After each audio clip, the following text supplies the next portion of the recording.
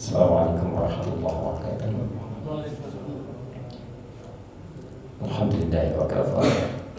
Wassalatu wassalamu ala Rasulillah Mustafa wa ala alihi wa sahbihi wa man wafa. Amma ba'd. Fa ya ibadallah, usi nafsi wa iyyakum bi taqwallahi faqad faza al-muttaqun. Fala tamutunna illa wa antum muslimun. Faqala ta'ala ya ayyuhalladzina amanu taqullaha haqqa tuqatih wa la tamutunna illa wa antum muslimun. Saudara-saudariku rahimani wa rahimakumullah, semoga Allah senantiasa memberikan kemuliaan pada kita semua. Alhamdulillah, kita awali pertemuan kita di siang ini dengan bersyukur pada Allah Subhanahu wa taala. Kita masih diberikan kesempatan oleh Allah untuk hidup sampai dengan siang ini. Semoga kesempatan yang Allah berikan kepada kita bisa kita manfaatkan sebaik-baiknya untuk bisa mengumpulkan amal-amal kebaikan, mengistighfari dosa-dosa kesalahan yang pernah kita lakukan di masa lalu, sehingga hari ini dan seterusnya bisa dijadikan oleh Allah lebih baik daripada hari-hari yang telah kita lalui. Pada kesempatan ini kita akan mulai memasuki bahasan yang baru setelah kita menamatkan kajian tentang hakikat manusia di dalam Al-Quran Al-Karim. Kajian itu dipandang penting untuk mengenali siapa kita, tujuan kehidupan kita, hingga misi kehidupan kita, hingga kembali kepada Allah Subhanahu wa taala. Kalau itu sudah dipahami, kiranya bahasan-bahasan lain akan menjadi pelengkap untuk lebih meningkatkan kualitas kehidupan kita dalam mendekat kepada Allah Subhanahu wa taala. Bahasan hari ini kita akan memulai dengan bab yang baru tentang fikih al-asma'ul husna. Fikih al-asma'ul husna. Kita akan mulai di sesi ini dengan muqaddimahnya dulu, ya. Kita akan ketahui apa itu fikih, kemudian apa yang dimaksud dengan al-asma'ul husna dalam uraian Al-Quran dan Sunnah Rasulullah SAW, dan itu yang akan selalu kita jadikan acuan dalam bahasan-bahasan kita. Jadi cara kita belajar tidak menguraikan kemudian mencari dalil, tapi kita mencoba menampilkan dalil-dalil dulu dalam Al-Quran, bahasan dalam Sunnah Nabi, lalu kita kemudian pancarkan dalam kajian-kajian kita yang lebih bersifat informatif, didukung oleh bahasan-bahasan dan pendapat para ulama. Baik Bapak Ibu sekalian, kita akan coba mulai bahasan kita dengan menguraikan dulu makna kalimat fikih dan al-asma'ul husna serta keterangan-keterangannya dalam Al-Quran dan Sunnah Nabi Sallallahu Alaihi Wasallam. Pertama, fikih, kata fikih dari faqaha yafqahu fiqhun, dan kenapa nanti diletakkan kata fikih bukan kata yang lainnya. Dalam bahasa Arab, seperti pernah kami sampaikan, kata fikih itu berarti sesuatu yang dipahami, dimengerti, ya. Sesuatu yang dipahami, dimengerti, itu disebut dengan fikih. Jadi kata faqaha, jadi bukan cuma tahu, ya. Tidak cuma arafa, tahu, tapi paham, mengerti apa yang diketahui, paham apa yang dilakukan, itu fikih. Yang menarik, di Quran surah ke-9 At-Taubah ayat 122, Allah memberikan penjelasan yang melekatkan kata menuntut ilmu dengan kata fikih. Ada yang menarik di Quran, ya. Jadi kalau antum senantiasa mendengar kalimat menuntut ilmu menggunakan kata thalabul ilmi, justru saat Anda sedang belajarnya dirubah kalimatnya dari mencari tempat-tempat menuntut ilmu menjadi memahami ilmu yang dipelajari.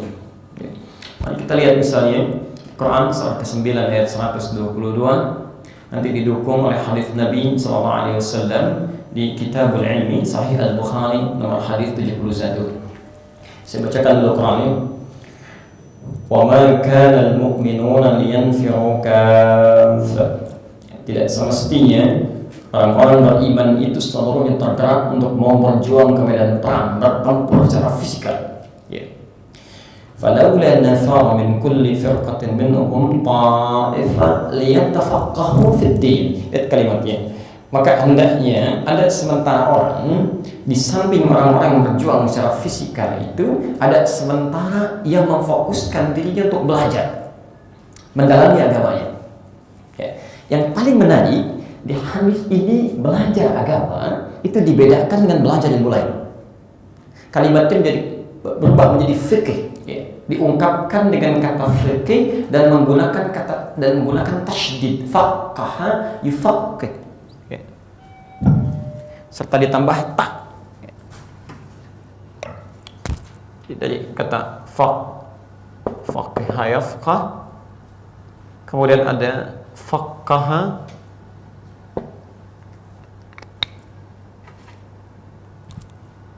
ya. Kemudian ada ditambah ta dan tasydid, tafaqqah ya tafaqqah.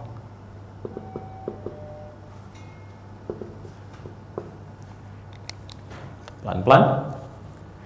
Kalau hanya kalimatnya tidak menggunakan tasydid atau ditambah ta, ya, itu berarti paham, mengerti. Baik, pelan-pelan. Kalau Anda gunakan tasydid, itu menunjuk pada sesuatu yang sangat ditekankan, keseriusan. Dia bukan sekedar paham, tapi betul-betul Anda mesti paham. Ya, kan ada yang paham cuman selintas gitu, ya. Nah, ini dalam, ya, lebih tepat mungkin dalam, sesuatu yang dalam, ditekankan. Tasydid kan menekan, syiddah, kuat, tekan, ya.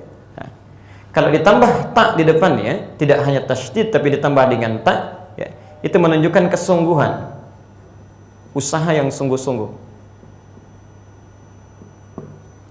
Baik, perhatikan di sini perintah Quran ketika kita diminta untuk mempelajari, menekuni ilmu-ilmu agama, ad-din, ya, agama disebut din dalam Al-Quran, ya.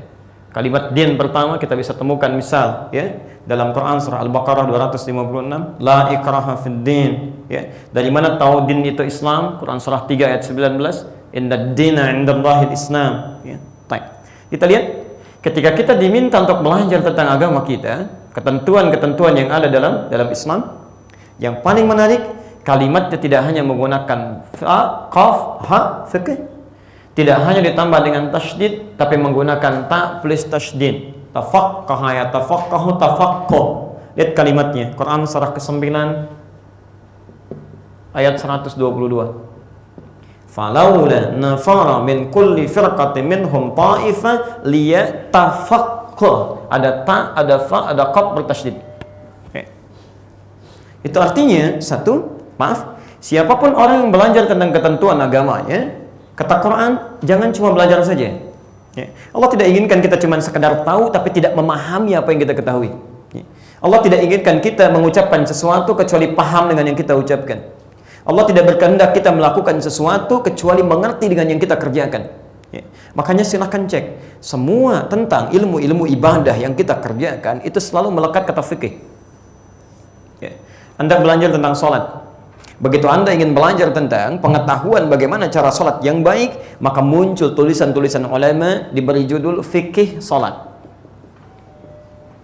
Anda ingin belajar tentang zakat, maka muncul istilah fikih zakat, fikih puasa, fikih haji, fikih umrah. Hampir tidak ditemukan ada buku membahas ilmu sholat, ilmu zakat, ya, ilmu puasa, ilmu haji, semua fikih.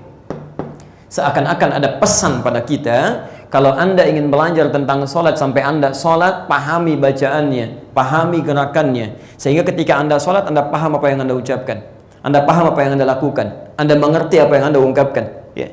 Maaf, ada sindiran yang sangat halus di Quran. Bahkan umumnya orang-orang yang sholat tidak mengerti, tidak tahu apa yang dibaca dan dilakukan dalam sholatnya. Silakan cek, ya, dari sekian sholat yang pernah kita tunaikan, berapa persen bacaan sholat kita yang kita pahami. Ini fikih. Ya. Bagaimana kita bisa khusyuk menunaikan ibadah kalau nggak ngerti yang kita lakukan? Ya, ribuan kali ruku, ribuan kali sujud, kita tidak mengerti apa yang kita ungkapkan. Itu bukan fikih namanya. Ya. Karena itu kata Quran, ketika kita belajar tentang agama, mesti dalam, pahami, ya, mengerti, sehingga paham betul dan bisa menempatkan mana yang digunakan, mana yang ditinggalkan, mana yang dikerjakan, mana yang disimpan. Ya. Dan dalam memahami kedalaman makna agama ini, kita mesti sungguh-sungguh, serius. Ya. Jelas sampai sini, ya?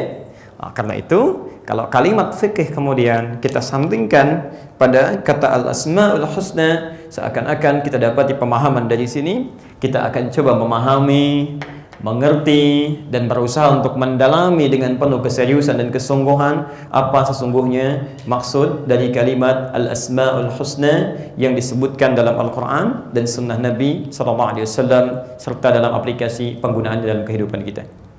Baik. Alhamdulillah. Saya mohon izin saya hapus sebentar ya.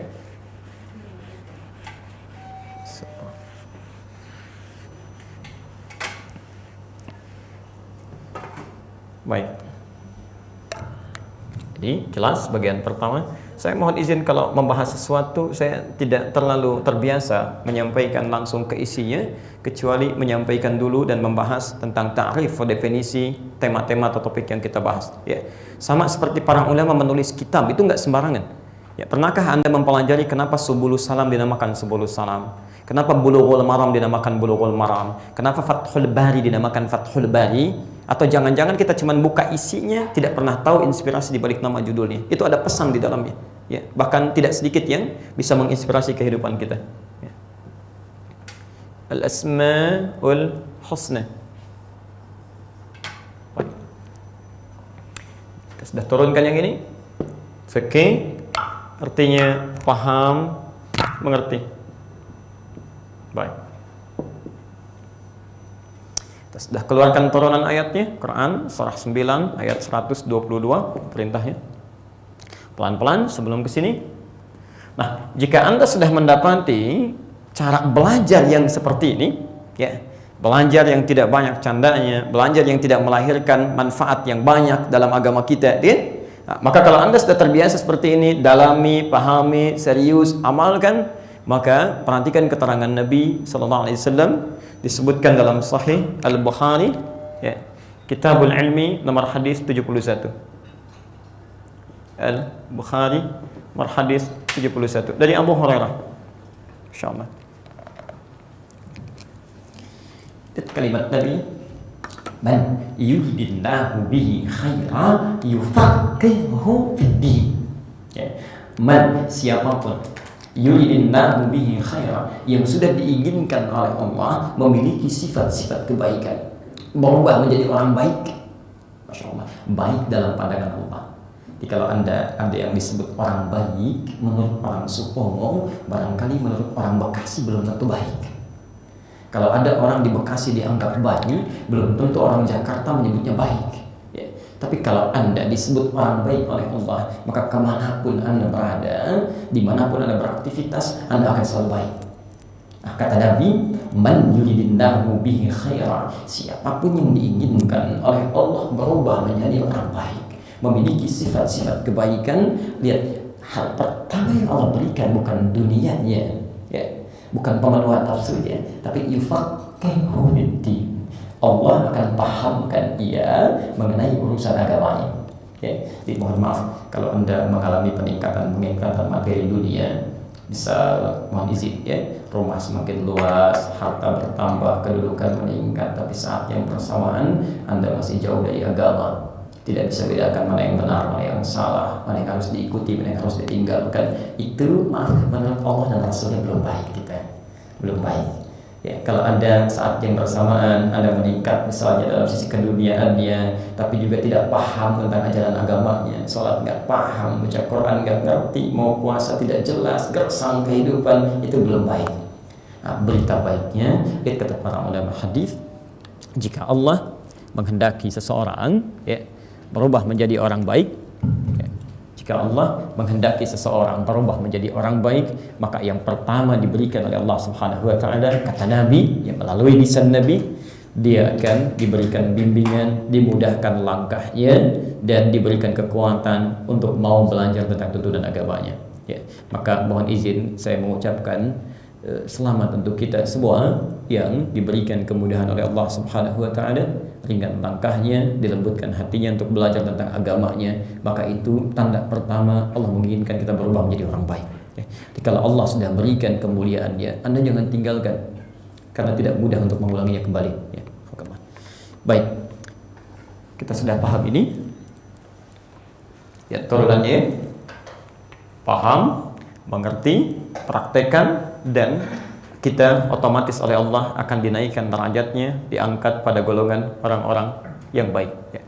Anda tidak percaya silakan. Ya. Kalau tidak percaya, misalnya semua ayat-ayat di Quran yang menerangkan ibadah itu pada akhirnya bermuara pada keluarnya nilai-nilai kebaikan dalam kehidupan kita. Silakan cek perintah sholat pertama di Quran ketika kita diminta sholat, ya. Misal, alladzina yu'minuna bil ghaib wa yuqimunas shalah, ya, Al-Baqarah ayat 3. Wa aqimus shalah wa atuz zakah, Al-Baqarah 43. Wasta'inu bis sabri was shalah, Al-Baqarah 45. Apa tujuannya? Puncaknya Quran surah Al-Ankabut ayat 45.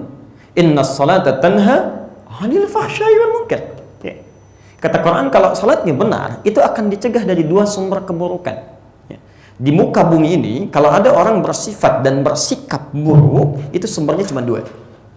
Kalau tidak fahsya, ya, nafsu yang muncul dari syahwat, faraj, ya, maaf kata-kata jorok itu fahsya, ya, zina itu fahsya, pornografi, porno aksi, LGBT itu fahsya. Jadi mustahil ada orang sholat kata-katanya kotor, itu mustahil. Ya, mustahil ada orang sholat senang mencela, itu mustahil. Ya. Kalau ada orang misalnya, maaf, dia senang mencela tidak sholat, Anda nggak usah pikirkan, nggak ada kerjaan, nggak usah dipikirkan, memang nggak sholat. Yang jadi masalah itu orang sholat kata-katanya kotor, orang sholat pandangannya tanpa filter, itu yang salah. Ya. Mungkar keburukan yang diingkari oleh hati, sumbernya nafsu perut dan akal. Bohong itu mungkar, mencuri, korupsi, merampok, berselisih itu mungkar. Ya. Ini pasti kalau orang sholatnya bagus jadi orang baik ini. Ya. Jadi orang baik. Pertanyaannya, kenapa kebanyakan orang terlihat sholat tapi punya perilaku buruk? Ya. Salah satu sebabnya kata Quran, nanti mungkin dalam kajian yang lain bisa kita bahas, salah satu sebabnya karena kebanyakan orang yang sholat tidak khusyuk dalam sholatnya, Al-Baqarah 45-46. Kenapa dia tidak khusyuk? Karena dia tidak paham apa yang dilakukan dan dibacakan dalam sholatnya. Salah satunya. Ya. Itu poinnya. Silahkan, misalnya kalau kita ingin uji, ya. Kalau Anda mendekat pada yang baik-baik, maka akan keluar baik. Karena agama sumber kebaikan, semakin Anda dekat dengan agama, pasti Anda jadi orang baik. Ya. Orang yang biasa baca Quran, itu akan selalu langsung ada pengaruh dalam kehidupannya, akan berubah. Ya. Tidak percaya silakan. Baca Quran, minimal misalnya satu juz, pasti ada perubahan. Ya. Lisan akan berubah, kosakatanya selalu baik. Ya. Mendengar senang yang baik-baik, dan seterusnya. Ya. Dan seterusnya. Karena itu, maksud saya, mari dicek ya. Sebelum kita lanjutkan ke kalimat al-asma'ul husna, coba dicek. Sudahkah kita memenuhi kualifikasi kebaikan menurut Allah dan Rasulnya? Tolong dicek.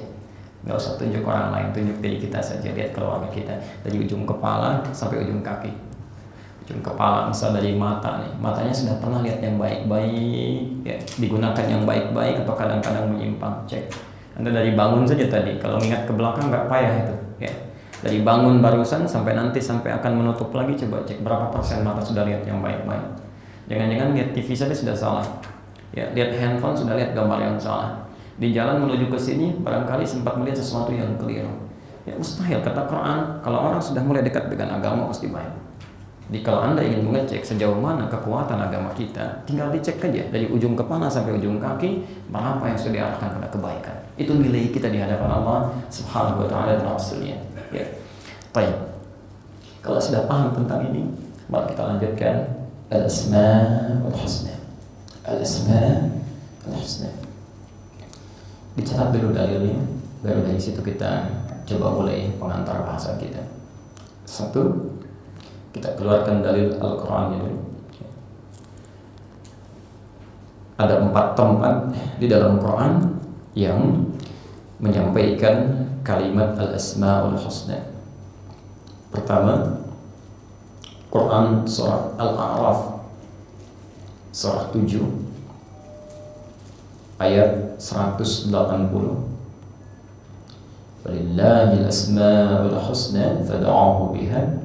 Quran surah 7 Al-A'raf ayat 180. Kita biasakan dulu tulis dalil baru kita bahasnya. Kedua, Quran surah 17 Al-Isra ayat 110. Ayat 110.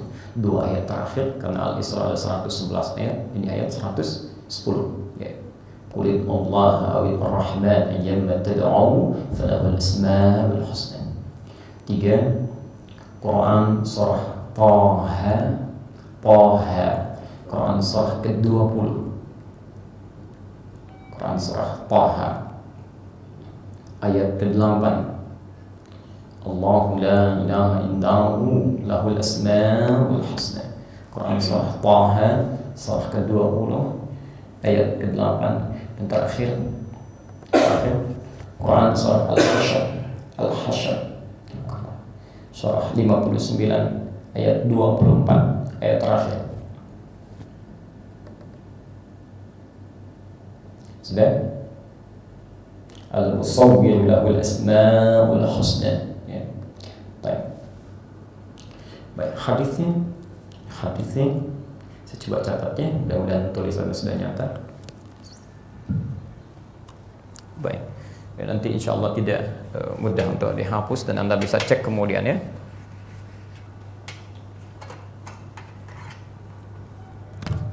Cocokkan kembali Quran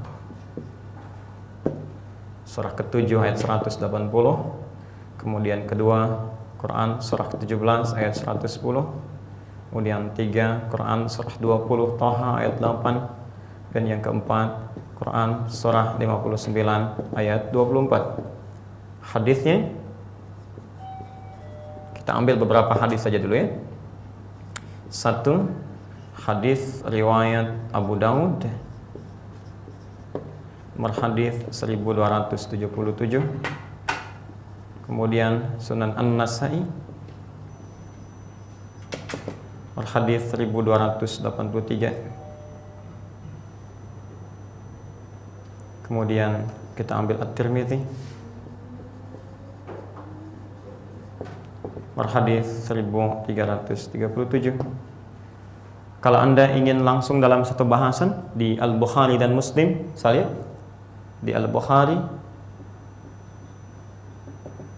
kemudian juga ada di hadis Muslim. Ya, ini di bab doa wa dzikir wa taubah. Bab doa, zikir wa at-taubah. Taubah. Nah, ini ada satu bahasan di sini. Dan di sini disebut kitab At-Tauhid. Kitab At-Tauhid. Satu kumpulan. Jadi tidak usah kita cari nomor-nomor lagi untuk temukan di pembahasan ini, nanti ketemu bahasan-bahasannya ya. Salah satunya insyaallah. Baik. Hanya saya ingatkan ya, kalau kita mencari hadis, cari di kitab hadis ya. Tidak mencari di Google. Kalau di Google nanti barangkali agak repot ketemunya. Salah satunya bisa muncul perbedaan-perbedaan dengan di kitab hadis. Ya. Ada dasar teori-teori di ilmu hadis yang tidak sama dengan barangkali aplikasi-aplikasi yang mudah didapatkan. Ya. Saya beri contoh misal. Ini penting diketahui dulu ya. Nanti maksudnya kalau aplikasinya sesuai dengan teori ini, aplikasinya benar, bisa dipakai pegangan. Ya. Misal di dalam pengumpulan hadis ya, itu ada dua jenis penomoran. Ya, asalnya kitab hadis itu tidak ada nomornya. Jadi begitu dituliskan oleh penulisnya, musannif ya, kemudian dihimpun itu nggak ada nomor, dikumpulkan aja, kumpulkan. Ya, nanti di kemudian hari ada ulama-ulama yang ingin memberikan kemudahan kepada kita untuk mencari hadis yang mengurutkan hadis-hadis itu, memiliki dua sistem. Ya. Satu, ada ulama yang bernama, ini paling populer, Muhammad Fuad Abdul Baqi. Muhammad Fuad Abdul Baqi. Itu yang mengurutkan hadis-hadis berdasarkan jumlahnya diurutkan. Ya. Misal Al-Bukhari ada berapa hadis diurutkan 1, 2, 3 sampai akhirnya. Ya. Yang kedua, ada jenis penomoran internasional per bab. Ya, bisa Kitabul Iman tuliskan 1 ya. Kemudian kitab Tauhid sekian, kitab ini sekian, runtutkan per topik, tematik. Nah, yang jadi masalah kadang-kadang dalam satu pembahasan itu tidak hanya ada satu hadis. Ya. Misal nanti saat Idul Adha pernah dengar larangan memotong kuku itu? Ya, larangan memotong kuku dan rambut untuk siapa? Untuk orang berkorban atau untuk hewannya? Untuk orangnya, okay? Untuk orangnya hati-hati karena ada menyebar di masyarakat pendapat mengatakan bagi orang yang akan berkorban di awal bulan Dzulhijjah 10 pertama dilarang memotong kuku dan bulu hewan korban. Itu keliru. Tidak tepat. Ya. Yang benar bukan hewannya tapi orangnya. Ya. Itu ada nanti di Sahih Muslim jilid yang ke-7 halaman 157 sampai 159. Di pembahasan itu ada sekitar 9 hadis. 9 hadis. Ya. Semuanya mengacu pada Ibnul Musayyib. Dari 9 hadis itu biasanya suka ada ikhtisar. Misal Anda temukan kitab diterjemahkan ikhtisar Sahih Bukhari, ya, ikhtisar Sahih Muslim. Dikeluarkan. Kalau ikhtisar kan bukan banyak hadis ya. Dari satu bab 7 hadis, 9 hadis yang sama ambil satu, ya. Ambil satu. Nah, Syekh Muhammad Nasiruddin Al-Albani itu pernah meringkas Sahih Muslim. Pernah meringkas. Begitu diringkas bab ini diambil satu hadis, 1 atau 2 hadis dimasukkan ke kitab beliau. Nah, yang jadi persoalan ketika dari 9 diambil 1, nomor akan berubah. Karena tujuannya bukan ingin memperkenalkan urutan nomor, ingin memudahkan kita merujuk pada satu referensi. Nah, diambil di aplikasi ke sini itu nomor bisa lain. Oke? Satu. Yang kedua, saya ingin tekankan berhati-hati melihat terjemah-terjemah hadis untuk mengecek kembali pada rujukan utama. Karena saya pernah temukan satu terjemahan ikhtisar Sahih Muslim dinisbatkan pada Syekh Muhammad Nasiruddin Al-Albani, itu terjemahnya keliru. Ya, terjemah keliru. Disebutkan di situ larangan memotong kuku dan bulu hewan kurban. Ya. Bulu hewan kurban itu ada di bab tentang kurban, ya, tentang kurban di halaman 688 sampai 699. Ditemukan kalimat itu, yaitu menyebar di masyarakat. Ya. Jadi kasihan orang yang menulisnya tidak menyatakan itu, menerjemahkan dengan keliru. Ya. Baik. Jelas sampai sini untuk pengetahuan dulu ya. Baik, mari kita lihat uraian-uraian Qur'annya, keterangan tentang al-asmaul husna ini. Apakah ada di Quran, di hadis, lalu kemudian baru kita bahas. Saya tidak ingin panjang-panjang menguraikan, ternyata nggak ada gitu dalam sumbernya ya. Kita rugi banyak. Baik, kita ambil beberapa ayat. Pertama, kita ambil misalnya Quran surah ke-7 Al-A'raf ayat 180. Walillahil asmaul husna fad'uuhu biha. Walillahil asmaul husna, walillah, dan bagi Allah.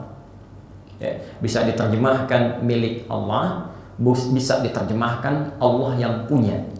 Ya. Bisa lillahi ma fis samawati wa ma fil ard. Ya. Allah yang punya segala yang di langit dan di bumi. Ya.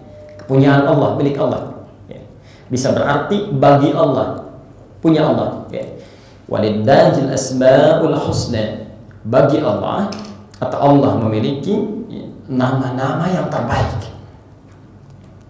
Fad'uuhu biha, maka Anda bisa memanggil Allah dengan nama-nama itu. Bisa memanggil Allah dengan nama-nama itu. Pelan-pelan. Kemudian kita ambil dulu ayat lain lagi dari Quran surah ke-17 ayat 110. Kita ambil 2 saja dulu. Qul Allah awid ar-Rahman ayyamma tad'u falahul asmaul husna.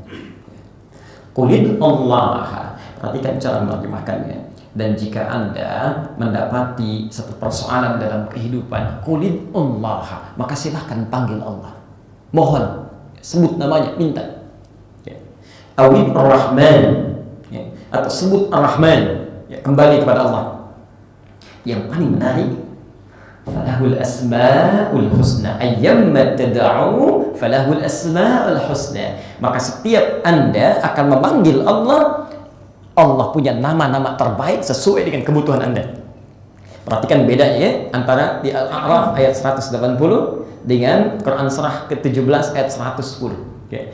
Di Al-A'raf ayat ke-180 Allah perkenalkan nama-namanya supaya kita bisa memanggil dengan namanya. Di Quran surah 17 ayat 110 Allah merinci supaya kita memanggil namanya sesuai dengan kebutuhan yang kita dapati dalam kehidupan. Ada penekanan di sini.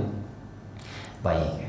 Sekarang kita pelan-pelan kenapa kalimat Quran ini muncul, lalu apa yang disebut dengan al-asma dan al-husna, baru di akhir kita akan coba memahami bagaimana cara menyebut nama Allah dengan al-asmaul husna ini. Ya. Satu, kita mulai kajian kita ini dasar yang inti tadi. Kita mulai dari Al-A'raf dulu ayat 172. Sebelum kemunculan Al-Asmaul Husna ini, saya ingin runtutkan dulu ya sampai kita muncul ke sini. Quran surah ke-7 ayat 172. Wa idh akhadha rabbuka min bani Adam min dhuhurihim dhurriyyatahum wa ashhadahum 'ala anfusihim alastu bi rabbikum qalu bala syahidna. Baik. Ada ayat ini. Mari kita lihat. Ini awal proses penciptaan kita yang kita imani sesuai dengan tuturan Al-Quran. Saya persingkatnya. Tafsir hadis ini, tafsir terbaik dari hadis ini ada di keterangan hadis Nabi SAW, riwayat Abdullah bin Mas'ud. Kalau mau paling gampang, lihat di Al-Arba'in An-Nawawiyah, nomor hadis yang keempat, ya, dari Abdullah bin Mas'ud. Saya persingkat. Jadi saat usia kandungan seorang ibu mencapai usia 4 bulan, itu roh boleh ditiupkan. Saya bacakan hadisnya. Kata Abdullah bin Mas'ud, qala Rasulullah sallallahu alaihi wasallam wa huwa shadiqul masduq. Satu kali Rasulullah sallallahu alaihi wasallam pernah menyampaikan, sedangkan beliau orang yang selalu benar dan dibenarkan. Hati-hati, ada orang benar tapi orang lain enggak membenarkan. Nabi ini jangankan kawannya, lawannya membenarkan. Cuma karena iri saja kemudian menolaknya. Oke. Mari kita lihat. Kata Nabi, inna ahadakum yujma'u fi batni ummihi 40 yawman nutfah. Setiap kalian dicipta, dibentuk dalam perut ibundanya 40 hari pertama nutfah, pertemuan antara spermatozoa dengan ovum. Thumma yakunu mithla dzalika 'alaqah. 40 hari kedua berbentuk 'alaqah, zirat mulai menempel di dinding rahim. Thumma yakunu mithla dzalika mudghah. 40 hari ketiga menjadi mudghah. Sekunyahan daging sekratan mulai punya bentuk. Itu di bahasa kedokteran pun sekarang istilahnya sama, mudghah. Ya, nanti dalam fase tumbang, pertumbuhan dan perkembangan dari janin sampai lahir itu istilahnya mudghah.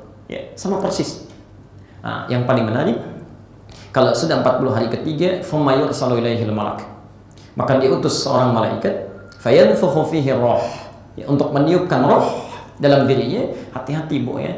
Bapak kalau ada anaknya, ya putrinya sudah mulai mengandung usia kandungan 4 bulan, roh sudah masuk. Nah, poin kita, ketika roh sudah ada dalam dirinya ini, sebelum Allah menetapkan 4 hal dalam hidupnya, awas, catat betul ini, kemudian terjadi dialog antara calon makhluk yang akan terlahir ini dengan Rabbnya, dengan Allah Subhanahu wa Ta'ala. Perhatikan kalimatnya, wa idh akhadha rabbuka min bani Adam. Dan ingatlah ketika Rabb Muhammad mengambil perjanjian dari setiap anak cucu Adam. Adamnya nggak disebut, tapi anak cucunya. Ingat di hakikat kemanusiaan yang kita pernah belajar? Hakikat manusia kemarin? Ya. Kenapa Adam tidak disebutkan Adamnya? Karena Adam lahir tanpa dikandung, tanpa ayah, tanpa ibu. Jadi kalau ada satu agama mengatakan klaimnya, kenapa Yesus disebut Tuhan misalnya? Karena dia lahir tanpa ayah, ya, Adam lebih hebat. Ya, karena Adam lahir tanpa ayah, tanpa ibu. Dan tidak dikandung sama sekali. Tidak dikandung. Ya. Oh, tapi kan dia bisa menghidupkan yang mati. Nabi Ibrahim lebih canggih. Karena Nabi Ibrahim menghidupkan yang mati, dicincang-cincang dulu. Lalu dipanggil dengan izin Allah, nyambung lagi. Itu bisa dilihat di Quran surah kedua Al-Baqarah ayat 260. Ya. Posisinya paling kiri sebelah atas. Baik. Lihat sini. Kata Allah, semua anak cucu Adam. Ya, anak cucu Adam. Bahkan Nabi Muhammad pun begitu sampai Adam alaihissalam. Kalau Anda runtutkan sampai atas, semuanya mengalami hal yang sama. Nabi Muhammad dikandung sampai ke atasnya. Ya. Muhammad bin Abdullah bin Abdul Muttalib bin Hashim bin Abdul Manaf bin Qusay bin Murrah bin Kilab bin Ka'ab bin Ghalib bin Fihr bin Malik bin Nadar bin Kinanah bin Khuzaimah bin Mudrikah bin Ilyas alaihissalam bin Nizar bin Mudar bin Ma'ad bin Adnan bin Abdi bin Adri bin Muqawam bin Nahur bin Tarikh bin Ya'rub bin Yasjub bin Namit bin Ismail alaihissalam bin Ibrahim alaihissalam bin Azar atau bin Nahur bin Amir bin Kinan bin Arfahsyah bin Sam bin Nuh alaihissalam bin Mikhlail bin Matusharah bin Kinan bin Anwas bin Thif bin Adam alaihissalam. Itu Bani Adam. Ya, diulang 7 kali di Quran, di 7 ayat. Semuanya pasti dikandung. Nah, dalam kandungan itu setelah usia 4 bulan, roh mulai masuk, terjadilah pengambilan komitmen dengan Allah. Kata Allah, alastu bi rabbikum. Apakah engkau mengakui saya Rabbmu? Rabb. Perhatikan kalimatnya. Allah nanti memiliki nama yang cukup banyak.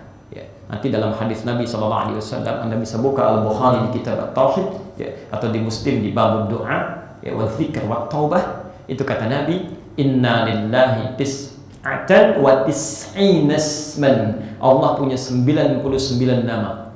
99 nama. Mi'atun illa wahid, ya. 100 kurang 1. Ya. Man ahsaha dakhalal jannah. Siapa yang bisa mendalaminya, bukan menghafalnya, ya. Mendalaminya, memahaminya, mengamalkan nama-nama itu dalam kehidupan, dijamin dia masuk surga, kata Nabi. Ya.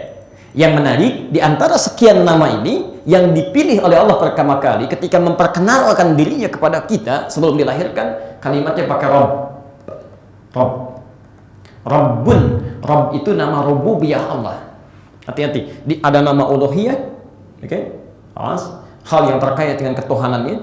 Makanya ada pembahasan tauhid uluhiyah. Ada yang disebut dengan nama-nama terkait dengan rububiyah. Ya. Tadi kata rububiyah ini muncul sifat Allah disebut dengan Rabb. Rabbun.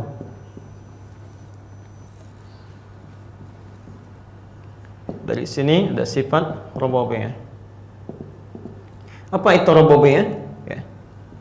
Rububiyah itu gampangnya, paling singkat ya, definisi paling singkat gitu. Hal yang terkait dengan perawatan, pemenuhan kebutuhan, Masya Allah, dan perhatian. Baik, nama yang melekat pada Allah memiliki sifat rububiyah ini disebut dengan Rabb. Rabbun. Pelan-pelan. Diseakan-akan ketika kita diperkenalkan, kemudian Allah menyampaikan, apakah anda mau mengakui saya sebagai Tuhanmu, bukan cuma sekedar Tuhan, tapi nanti saya akan merawatmu dalam kehidupanmu. Kalau kamu sakit, saya yang sembuhkan. Ya, kamu gelisah, saya akan jaga. Kamu punya kesulitan, saya akan mudahkan. Ya, kamu ingin rezeki, saya yang berikan kebutuhannya. Apa yang kamu inginkan, saya penuhi sepanjang itu baik. Dan saya perhatikan perjalanan hidup kamu. Ada yang usil, yang ganggu, saya yang tolong. Ya, kamu salah, saya maafkan. Kamu dosa, saya ampuni. Semua diberikan. Ya. Sifat Allah yang memberikan nilai rububiyah ini disebut dengan Rabbun. Masya Allah. Antum kalau ditawari begini, mau nggak ikut? Nanti semua kebutuhan saya berikan. Salah dimaafkan, dosa diampuni, ya sakit disembuhkan, semua dicukupkan. Mau nggak? Pertanyaan mau nggaknya begini, dipikir-pikir dulu atau tidak berpikir sama sekali?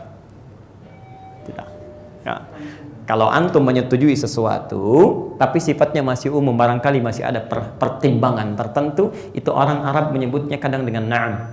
Na'am itu masih umum. Ya, na'am. Muhammad ta'al mai. Muhammad sini ikut saya sini. Na'am.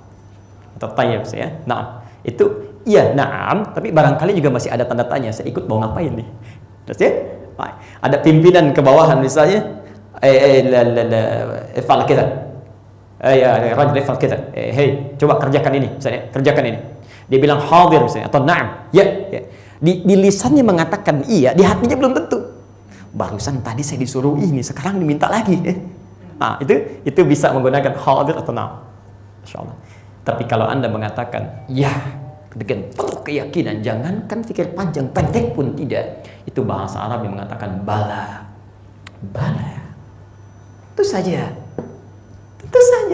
Ya, saya pasti ikut. Ngapain mikir panjang-panjang? Enak kok. Ya, ikut, Masya Allah. Susah dimudahkan, butuh dikasih, salah dimaafkan, dosa diampuni, ditunggu 5 kali dalam sehari. Mau dikasih apa? Nggak ada pikir panjang. Bala. Karena itu kita langsung mengucapkan bala syahidna. Bala syahidna. Ya Allah, ya, kami bersyahadat. Karena itulah ketika kita terlahir ke muka bumi, menjalani kehidupan, dan saat dihadapkan pada persoalan-persoalan, kita diingatkan oleh Allah. Diingatkan. Coba lihat kalimatnya. Kalau Anda mendapati persoalan-persoalan kehidupan, panggil saya. Maka turunlah kemudian Quran surah ke-17 ayat 110 itu. Qulillah. Yuk, panggil Allah. Sebut nama Allah. Ya, pelan-pelan. Kemudian kadang-kadang Anda ingin mencarinya kan? Ya, bahkan seorang muslim ya, kalau mengalami kesulitan tertentu, itu setiap manusia sudah fitrahnya. Ya, pelan-pelan setiap kita yang bernama manusia, jangankan orang muslim, non-muslim pun, ingat pernyataan saya ini, jangankan orang Islam, non-muslim pun dalam fitrah keadaan dirinya itu selalu ingin mencari Tuhan. ingin mendekat kepada Allah, ingin mendekat. Ya. Cuma nanti kata Quran, ada mereka yang caranya tidak tepat, nggak benar caranya. Ya, tapi semuanya ingin menuju Allah. Makanya nanti ada ayat di Quran, manusia itu sehebat apapun, pada puncaknya dia akan kembali minta kepada Allah. Ya. Sekarang anak-anak kita sedang ujian. Ya. Orang jenius apapun itu berdoa dulu. Ya. Yang punya kekuatan terbaik pun, ketika akan menggunakannya minta pada yang lebih kuat. Ya. Pengusaha paling kaya pun, ketika akan melakukan proyek tertentu, dia mohon dulu tuh, minta kemudahan. Ya. Karena itu fitrahnya. Quran surah 30 ayat ke-30. Quran surah Ar-Rum ayat 30. Faqim wajhaka lid-din hanifa fitratallahi allati fatara an-nasa 'alaiha. Ya.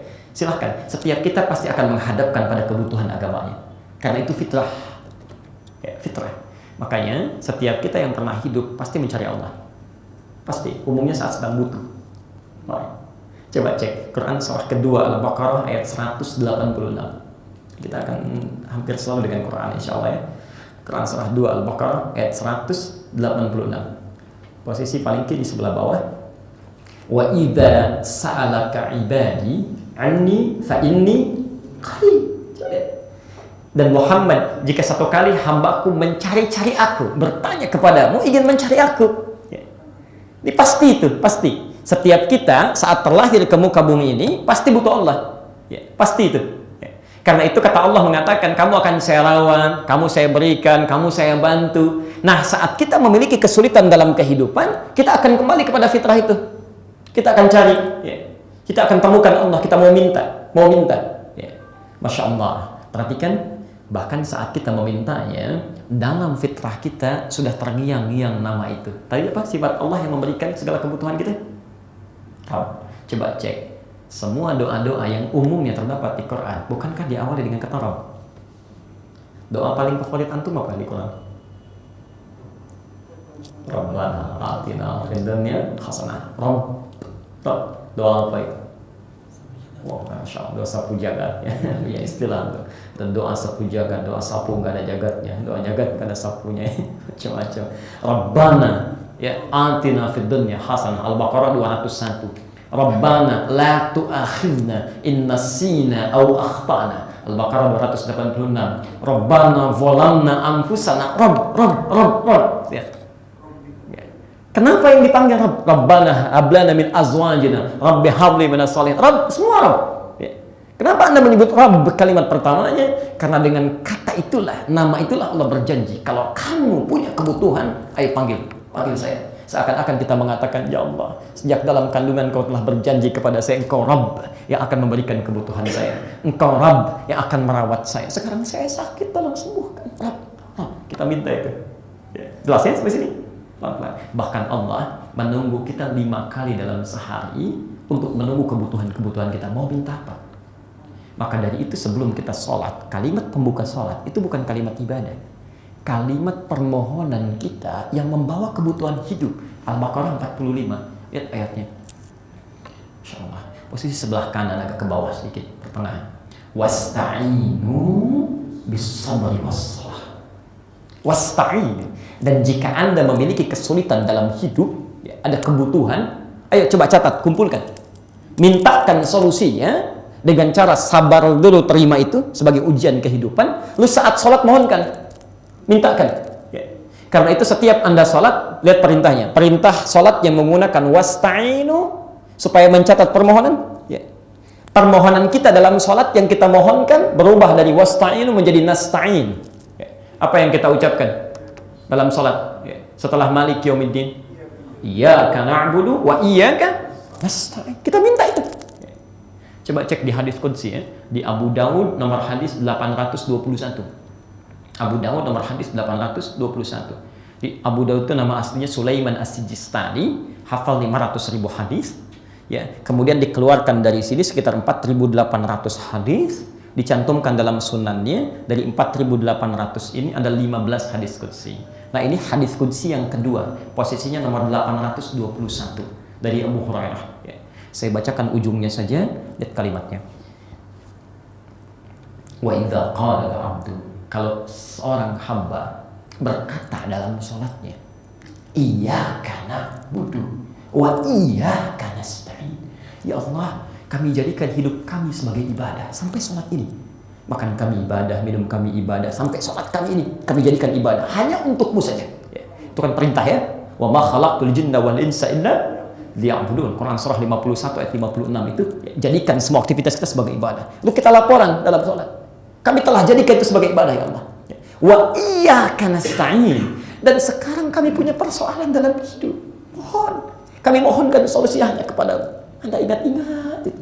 Lihat jawabannya di hadis qudsi. Kata Allah, hadza baini wa baina abdi. Inilah perjanjian antara aku dengan hambaku. Perjanjian antara aku dengan hambaku. Wali abdi mahsad. Dan untuk hambaku kalau benar dia ibadahnya, apapun yang dia minta aku berikan sekarang. Aku berikan sekarang. Oke. Makanya pernah ada seorang hamba namanya Zakaria. Anda minta, beliau minta yang mustahil Pak. Ya, ibu ya yang di bawah itu minta yang mustahil. Jadi sudah berumah tangga, bertahun-tahun, puluhan tahun, rambutnya sudah beruban, ya, fisiknya sudah lemah. Lihat di Quran surah 19 itu, dari ayat 3 sampai dengan ayat 10-nya itu, sudah lemah, belum punya keturunan. Dan istrinya secara medis divonis, maaf ibu, monofus dan mandul. Secara medis. Apa yang terjadi? Beliau sholat, minta kepada Allah. Minta. Ya. Perhatikan. Quran surah ketiga, Ali Imran ayat 38 sampai 39. Posisi paling kanan sebelah atas. Hunalika da Zakaria Rabbah, pakai Rabb. Di mihrabnya Nabi Zakaria bermohon kepada Rabbnya, Rabb yang disebutkan. Qala Rabbi habli min ladunka dzurriyyatan thayyibah, pakai Rabb. Qala, beliau berkata, Rabbi habli, ya Rabb yang berjanji memberikan kebutuhan, merawat hamba, memperhatikan hamba. Semua orang mengatakan saya tidak mungkin punya keturunan. Hanya engkau yang tidak punya batasan dalam kehidupan. Mohon ya Allah, anugerahkan dari sisimu saja. Karena sisi orang-orang mengatakan tak mungkin, saya minta dari sisimu saja. Anugerahkan pada hamba. Innaka sami'ud du'a, pasti kau dengar doa hamba. Ditambah dengan nama Allah yang lain. Lihat jawabannya, ayat 39-nya. Masya Allah. Fanadatul malaika wa huwa qa'imun yusalli fil mihrab. Seketika langsung turun malaikat, pakai fa. Ya. Atof itu huruf perangkai dari dua kejadian yang berbeda. Kejadian pertama Nabi Zakaria berdoa, kejadian kedua turun malaikat menjawab doanya. Biasanya dari dua kejadian yang terpisah, huruf perangkainya ada 3 jenis. Ada pakai waw, ada pakai thumma, ada pakai fa. Kalau bahasa Qur'annya wa pakai waw, wanadatul malaika, maka antara doa dengan jawaban ada jeda itu, walaupun sedikit. Misal 5 menit, kemudian datang jawaban. Kalau pakai thumma agak panjang, mungkin 30 menit baru dijawab. Tapi kalau pakai fa, itu harfu atfin bila hudun, huruf perangkai tanpa jeda. Begitu selesai doa, langsung turun jawaban. Begitu Nabi Zakaria memohon dengan khusyuknya menggunakan kalimat Rabb, Rabb. Fanadatul malaika wa huwa qa'imun yusalli fil mihrab. Seketika turun malaikat tanpa jeda, masih berdiri kata Quran. Di salatnya belum selesai. Wa huwa qa'imun yusalli fil mihrab. Beliau masih berdiri dalam salatnya belum tuntas. Ya. Annallaha yubashshiruka bi Yahya. Allah kasih kabar gembira, Anda akan dapat anak langsung, namanya bahkan diberi nama dengan nama dari Allah, Yahya. Artinya hidup yang mustahil menurut manusia, lahir dari rahim perempuan yang melurus dan mandul bayi yang hidup. Kata Allah nggak ada yang mustahil. Jadi berdiri dalam salat. Anda bayangkan disebut namanya yang mustahil diberikan. Maka bagaimana dengan kita yang minta yang wajar-wajar saja? Maka mudah bagi Allah memberikannya. Ya, tapi poinnya, sejak kita di alam kandungan, kita sudah diberikan oleh Allah kesempatan dan diberi penjelasan bahwa kita itu makhluk yang butuh pada Allah. Nah sekarang saat kita membutuhkan Allah, ya Allah, bagaimana cara kami memanggil Kau? Ya. Apakah cuma Rabb saja? Atau ada barangkali nama-nama lain yang bisa saya sebut, ya, bisa saya mohonkan sesuai kebutuhan saya? Apakah semuanya pakai Rabb? Maka turunlah jawaban di Quran. Turun jawaban yang 4 surah yang sudah disebutkan itu. Ya, ketika orang bertanya, walillahil asmaul husna. Oh, bagi Allah ada nama-nama terbaik. Anda bisa panggil dengan nama itu. Bahkan nanti kulit Allah, awil rahman, ayyam tad'u falahu asmaul husna. Silakan. Ada yang disatukan dengan tauhidnya di Thaha ayat ke-8 itu. Ya. Allahu la ilaha illahu. Allah tiada Tuhan yang dipertuhankan selain Dia. Di kita, awas, hati-hati ya. Ketika al-asmaul husna disandingkan dengan konteks tauhid, Artinya nama-nama di Al-Asmaul Husna itu akan melahirkan manfaat kalau tauhid kita benar. Di Nabi Zakaria minta yang mustahil dikabulkan karena tauhidnya benar. Kalau kita menyebut nama yang sama nggak dikabulkan, cek dulu tauhidnya. Mungkin ada yang salah dalam tauhid dan ibadah kita. Ya. Jelas ya? Kok saya menyebut nggak dikabul-kabul? Cek dulu tauhid Anda. Cek dulu ibadah Anda. Ya, seorang nabi, rasul masih bangun mihrab. Anda bukan nabi, bukan rasul. Musola aja nggak punya. Mihrab tidak punya. Ke masjid jarang. Ya, tapi kalau doa pengen cepat dikabulkan, ya bagaimana? Ya.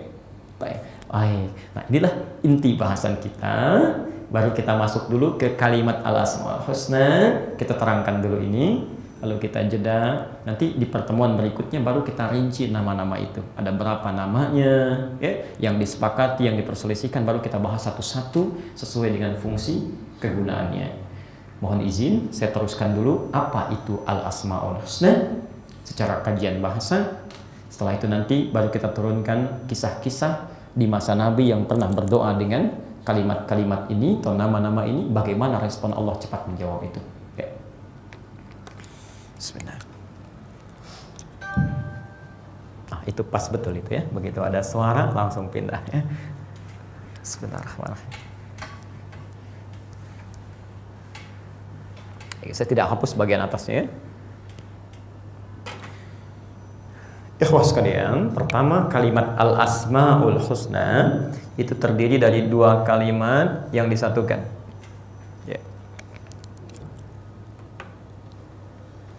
Satu, kalimat Al-Asma. Baik.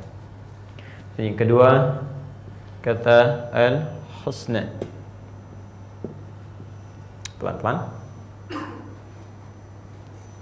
Pertama, kita bahas yang ini dulu. Kata Al-Asma itu jamak dari kata Al-Ism. Ismun.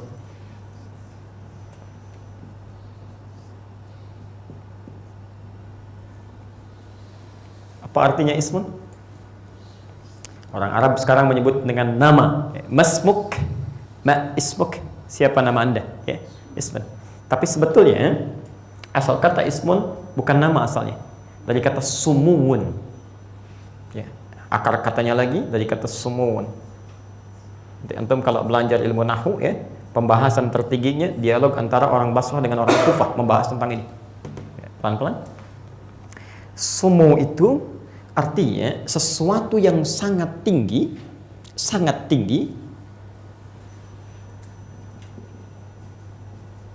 yang sulit dijangkau.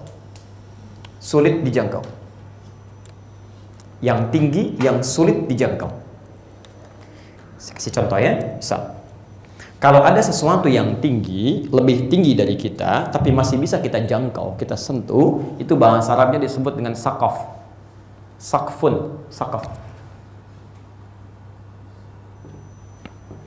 Misal, ini ada internet di atas dia, atap itu disebut dengan saqaf. Dia di atas kita, tapi Anda kalau pakai tangga kan naik bisa pegang ya, itu saqaf. Ya. Tapi sesuatu yang tinggi yang sulit Anda jangkau, ya, walaupun sebagiannya mungkin ada yang terlihat, misalnya, itu disebut dengan sumuwun. Ya. Sumuwun. Dari sini muncul kata sama. Apa artinya sama? Langit, ya, langit. Kenapa langit disebut dengan sama? Karena posisinya tinggi, tapi Anda nggak bisa raih, nggak bisa jangkau, ya. Jelas sampai sini? Baik, pelan-pelan. Jadi artinya sesuatu yang ditinggikan, sumu, sesuatu yang sangat tinggi, ya. Tinggi. Pelan-pelan. Walaupun Anda belum tentu bisa menjangkau hakikatnya. Dari sini muncul kata ismun. Nama. Kenapa nama disebut dengan ismun? Seakan-akan ada kesan kalau Anda memberikan nama pada siapapun, maka berikan dia nama yang bisa meninggikan derajatnya di sisi Allah. Nama yang bisa meninggikan kehormatannya. Jadi kalau antum kasih nama, jangan pakai lelucon. Ya. Jangan pada sesuatu yang tidak bermakna. Mentang-mentang misalnya ada orang yang hobi dengan sesuatu yang melahirkan, misal ya, banyak hal dalam urusan dunianya. Ada yang hobi nonton humor, macam-macam, anaknya lalu diberi nama anak pelawak misalnya, itu tidak tepat. Ya. Atau diberi nama-nama yang buruk dan sebagainya, itu sesuatu yang salah. Ya. Jangan sampai orang memiliki nama tertentu, dengan nama itu dia menderita. Ya. Dengan nama itu dia direndahkan. Dengan nama itu dia ditertawakan. Maka nama dalam bahasa Arab disebut dengan ismun, seakan-akan ayo berikan nama dengan nama itu dia ditinggikan. Ya. Jelas sampai sini? Baik, karena itu nanti kita temukan ayat di Quran, ya, kita tidak boleh saling mencela satu dengan yang lainnya. Ya ayyuhalladzina amanu la yaskhar qaumun min qaum. Jangan saling mencela. Salah satu bentuk celaan adalah melekatkan gelar-gelar tertentu yang dengan gelar itu dia bisa rendah. Bi'salismul fusuq ba'dal iman. Setelah Anda memberikan gelar-gelar itu, kata Quran, gelar-gelar itu adalah gelar yang merendahkan orang itu, rahmatullah, bahkan bisa mengurangi nilai keimanannya. Ya. Pelan-pelan. Termasuk nyingkat pada hal-hal yang maknanya tidak tepat, ya. Ada orang namanya Zaki, kan? Masya Allah, Zaki kan bagus tuh. Kalau pakai zal itu artinya cerdas. Kalau pakai zai itu artinya bersih jiwanya, ya, lembut perilakunya. Zaki, panggil Jack, ya, baik. Lagi pakai motor, terus kan pakai helm, samping pakai jaket, Jack sini, wah dikira tukang ojek, ya. Baik, sudah agak keliru tuh.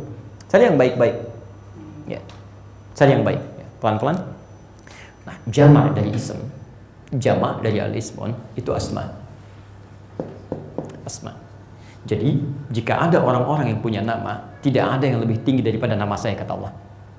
Jika ada orang yang punya satu nama saja, saya punya banyak nama yang lebih tinggi dibandingkan itu. Jelas sampai sini? Maka walillahil asma, ini poinnya. Dan milik Allah nama-nama bukan sekedar nama, ya. Tapi nama-nama yang dengan nama itu dia ditinggikan, yang dengan nama itu Allah diagungkan, yang dengan nama itu Allah lebih tinggi dari semua makhluk yang merasa tinggi. Jelas sampai sini? Sekaligus hati-hati, ya. Poin yang pertama yang pasti Anda garis bawahi, ini baru pengantar, hati-hati. Adab pertama, ketika Anda memohon kepada Allah menyebut salah satu namanya, Anda harus mengagungkannya dulu. Itu poinnya. Nih, karena itu disebut asma. Kalau Anda meminta kepada Allah tapi perasaan Anda tinggi, maka tidak akan pernah dijawab. Pelan-pelan. Pertama, kenapa disebut asma? Ingin menunjukkan ketinggian derajat, keagungan, kebesaran, yang dengan itu saat kita memohon, kita mencoba untuk mengagungkan Allah dulu, ya, pelan-pelan. Dua, la husna.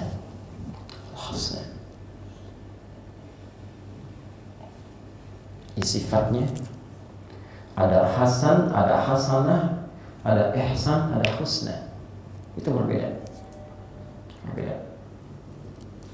Pelan-pelan.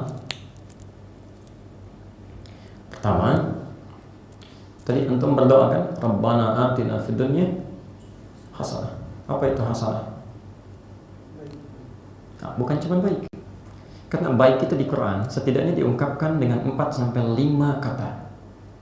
Misal, pertama ada kata tayyib. Tayyib di Quran. Al-Baqarah ayat 168, posisi sebelah kanan paling bawah. Ya ayyuhan nasu kulu mimma fil ardi halalan thayyiban.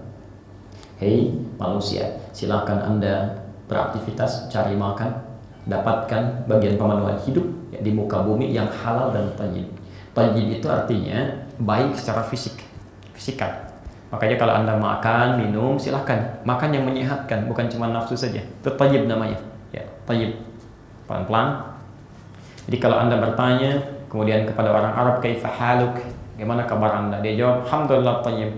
Artinya fisiknya sehat, ya, fisik sehat, tapi pikiran belum tentu, ya. Ada orang yang sehat, bagus, tapi kan maaf, sikap dan sifatnya misalnya buruk, ada, ya.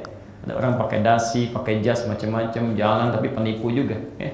Ada orang namanya thayyib, 2 kali puasa, 2 kali lebaran nggak pulang-pulang, ya. Bisa terjadi demikian. Baik. Kedua, khair. Bisa di Ali Imran ayat 104, posisi sebelah kanan agak ke tengah, atau ayat 110-nya sebelah kiri paling atas. Wal takum minkum ummatun yad'una ilal khair kuntum khaira ummah. Khair. Kalau khair itu artinya sifatnya, sifat-sifat kebaikan, ya, sifat jujur, tawadhu, sabar, ya, Allah, itu khair. Nah, kalau sifat ini sudah berwujud menjadi sikap, pelan-pelan, itu disebut dengan ma'ruf. Sabar itu sifat, Tapi kalau sudah dicela orang, dia diam dan senyum serta tidak merespon dengan cara yang buruk, itu ma'ruf namanya. Siap. Nah, kalau Anda ingin memadukan ketiganya, sudah penampilannya baik, ya, tubuhnya sehat, sifat dan sikapnya bagus, itu di rumah menjadi salih. Ya. Makanya kan fitrah seorang ayah dan ibu ketika berdoa pasti minta anak soleh kan? Minta anak soleh. Jarang-jarang ada orang berdoa, ya Allah anugerahkan hamba anak yang thayyib, anak khair. Mustahil, hampir tidak ada. Soleh. Nah, itu sudah fitrah, ada di Quran surah ke-7 ayat 189. Sejak dalam kandungan. Ya. Da'awallaha rabbahum malain ataitana salihah, bukan khairah, bukan thayyibah, bukan ma'rufah, salihah. Lanakunanna minasyakirin. Itu sunnah Bu ya. Kalau ada yang tengah mengandung, ya. Kemudian sebelum masa kepersalinan itu banyak-banyak berdoa supaya diberi atau dianugerahkan keturunan yang soleh. Nah, bagaimana cara Anda mendapatkan nilai-nilai kebaikan yang soleh itu? Caranya adalah dengan melakukan hal-hal yang hasanah. Ya. Yang terakhir, yang kelima. Apa itu hasan? Hasan itu artinya perbuatan baik yang saat dilakukan merasa dilihat Allah. Paling gampangnya kebaikan yang diniatkan karena Allah, merasa dilihat Allah, diawasi Allah. Kebaikan yang diridhoi Allah itu disebut dengan hasan. Saya ulang, kebaikan yang diridhoi Allah atau diniatkan karena Allah disebut dengan hasan. Kebaikan yang diniatkan karena Allah atau diridhoi Allah, Allah ridha dengan aktivitas baik kita, namanya hasan. Pelan-pelan.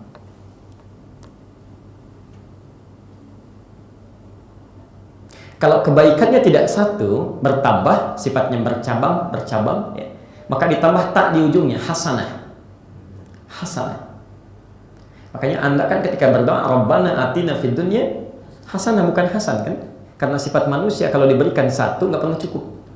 Ya, selalu banyak, minta lagi. Tapi kata Allah jangan cuma minta. Pastikan yang Allah berikan, ya, yang Anda dapatkan itu diridhoi Allah. Niatkan sebagai ibadah karena Allah. Pelan-pelan. Cara Anda mendapatkannya, caranya disebut dengan ihsan. Kebaikan yang diridhoi Allah disebut dengan hasan. Kalau agak bertambah, agak banyak disebut hasanah. Cara mendapatkan itu, gimana caranya? Saya dapat handphone, Allah meridhoi handphone saya. Sehingga saat digunakan, Assalamualaikum, Bismillah, tulis SMS, bikin status Bismillah yang baik-baik, pakai pakaian digunakan pada yang baik-baik, dikasih pena dipakai yang baik-baik. Nah, bagaimana caranya? Cara mendapatkan itu semua disebut dengan ihsan. Ya. Pelan-pelan. Apa itu ihsan?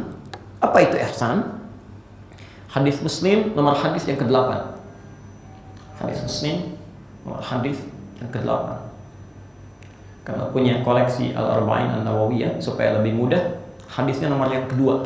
Ya, kedua. Enggak panjang tuh ya, dari Umar bin Khattab. An Umar bin Khattab radhiyallahu anhu qala, ya, bainama nahnu julusun inda Rasulillah, ittala 'alaina rajulun shadidu bayadi thiyabi, shadidu sawadi sya'ri, la yura 'alaihi atharu as-safari, wa la ya'rifu minna ahadun. فجلس إلى النبي صلى الله عليه وسلم فأسند ركبتيه إلى ركبتيه ووضع كفيه على فخذيه فقال يا محمد أخبرني عن الإسلام. Ya, singkatnya, malaikat Jibril datang kepada Rasulullah, menyamar menjadi peserta ta'lim, duduk di saf paling depan, kemudian bertanya pada Rasulullah tentang 4 pertanyaan. 1 tentang Islam, kedua tentang iman, ketiga tentang ihsan, dan keempat tentang kiamat. Nah, yang ketiga ini yang kita bahas, ya, ada kaitannya, mal ihsan. Apa itu ihsan? Kata Jibril, dijawab oleh Nabi, anta'budallaha ka'annaka tarahu fa in lam takun tarahu fa innahu yarak. Awas. Ini hati-hati, pengantar yang paling penting dalam bahasan kita.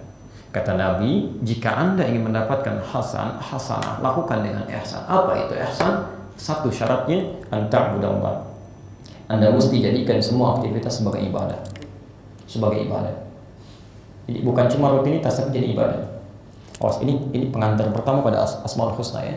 Akan tidak banyak manfaatnya kalau Anda tahu arti dari Ar-Rahman, Ar-Rahim dan sebagainya, tapi tahapan menuju itu Anda tidak lakukan, nggak akan dapat. Pertama, anta'budallah. Jadi syarat pertama, jadikan semua aktivitas sebagai ibadah. Jadi maaf, Anda mau minum, minuman harus jadi ibadah. Mau makan jadi ibadah. Mau telepon jadi ibadah. Ya. Mau kerja jadi ibadah. Karena itu perhatikan, tidak ada semua aktivitas kita dalam ajaran Islam kecuali pasti bersanding dengan doa supaya jadi ibadah. Bangun tidur ada doanya? Ada. Mau makan ada doanya, cuci tangan ada doanya, bahkan ke toilet pun ada doanya. Diatur lagi, masuk kaki kiri, keluar kaki kanan. Ke masjid masuk kaki kanan, keluar kaki kiri. Masya Allah, ke majlis taklim juga ada doanya. Mau duduk ada doanya, mau belajar ada doanya, semuanya. Bahkan saat Anda tak hafal doanya, kata Nabi cukup Bismillahirrahmanirrahim, atau paling singkat Bismillah. Kullu amrin fi balin la yubda'u fihi bi Bismillahirrahmanirrahim fahuwa abtar. Setiap perbuatan baik yang tidak disebutkan nama Allah Bismillahirrahmanirrahim atau minimal Bismillah, maka terputus nilai ibadahnya, cuma jadi rutinitas. Minum, cuma minum saja, Bismillahnya nggak ada, itu cuma menghilangkan haus, pahala ibadahnya nggak ada. Mau telepon, Bismillah. Tulis SMS, Bismillah. Assalamualaikum. Bikin status, Bismillah. Kebaikan, jadi ibadah. Satu. Sekarang yang kedua, awas ya, ini kaitan dengan pengabulan nanti sifat Allah dalam mengabulkan doa. Bukan cuma ibadah, karena kalau cuma ibadah, yang lain pun ada yang ibadah. Ya. Ada yang kelihatan sholat, tapi belum tentu benar sholatnya. Ya. Ada yang kelihatan puasa, tapi cuma nunggu buka saja. Baik. Maka ibadah yang benar itu ka'annaka tarahu fa illam takun tarahu fa innahu yaraka. Seakan-akan Anda menyaksikan Allah, seakan-akan. Kalau seakan-akan enggak. Seakan-akan itu artinya enggak kan? Baik. Ustaz, seakan-akan mau naik ke tempat yang tinggi. Enggak, seakan-akan itu sama dengan enggak. Ya. Hampir itu sama dengan enggak. Oke. Nah, apa yang terjadi? Fa illam takun tarahu fa innahu yaraka. Yang paling penting adalah saat Anda beribadah itu rasakan bahwa Anda sedang diawasi oleh Allah. Dilihat. Perhatikan cara prakteknya ya. Poinnya lihat sini. Ini ada minuman. Misal kata Nabi, ihsan itu satu, pertama dia akan jadikan sebagai ibadah. Tapi pertama kali nilai ibadah ketika dia akan minum ini ternyata bukan terletak pada kalimatnya dulu. Dia merasa minumnya akan diperhatikan Allah. Seseorang yang saat melakukan aktivitas merasa dilihat Allah, itu akan selalu memastikan aktivitasnya disukai oleh Allah. Jadi dia mustahil akan menyentuh minuman yang tidak disukai Allah. Mustahil ada orang minum, minumannya nggak disukai Allah. Misal, ada orang mau minum, misalnya minum bir, minuman memabukkan, mustahil. Karena saat yang bersamaan dia paham itu nggak disukai Allah. Mustahil ada orang dikasih pulpen, menggerakkan pulpennya, tanda tangan proyek yang tidak jelas. Saat yang bersamaan dia merasa dilihat Allah. Ya. Ada orang paling aneh di muka bumi. Ada orang paling aneh, saya sering ungkapkan ini. Bapak atau ibu di bawah yakin kalau aktivitas kita dilihat Allah, disaksikan Allah. Termasuk sekarang yakin kita dilihat Allah. Yakin dia. Ada orang paling aneh, dia merasa dilihat Allah, didengar Allah, tapi masih melakukan tindakan yang tidak Allah sukai. Dia tahu Allah Maha mendengar, tapi masih bisa berdusta juga dan dengar Allah. Dia tahu Allah Maha melihat, tapi masih keliru juga. Bahkan ada orang keluar dari rumah Allah masih mengambil sandal orang lain dan merasa dilihat Allah itu. Kayak anak sekarang, mungkin nggak ada anak sedang ujian, di sampingnya ada pengawas, nekat nyontek. Ini saya sedang nyontek nih, tolong lihat. Mustahil begitu, itu orang aneh namanya. Ya. Nah, ihsan itu ketika Anda meniatkan ibadah, pasti semuanya benar. Ya.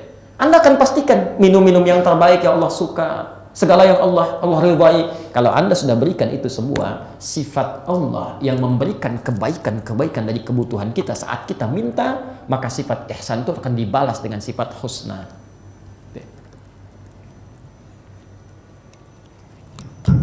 Karena itulah nanti ketika Anda butuh pertolongan mengerjakan satu hal tertentu, Anda butuh sesuatu ketika memohon kepada Allah, Anda mencari Allah untuk dikabulkan doa, lalu meminta kepadanya.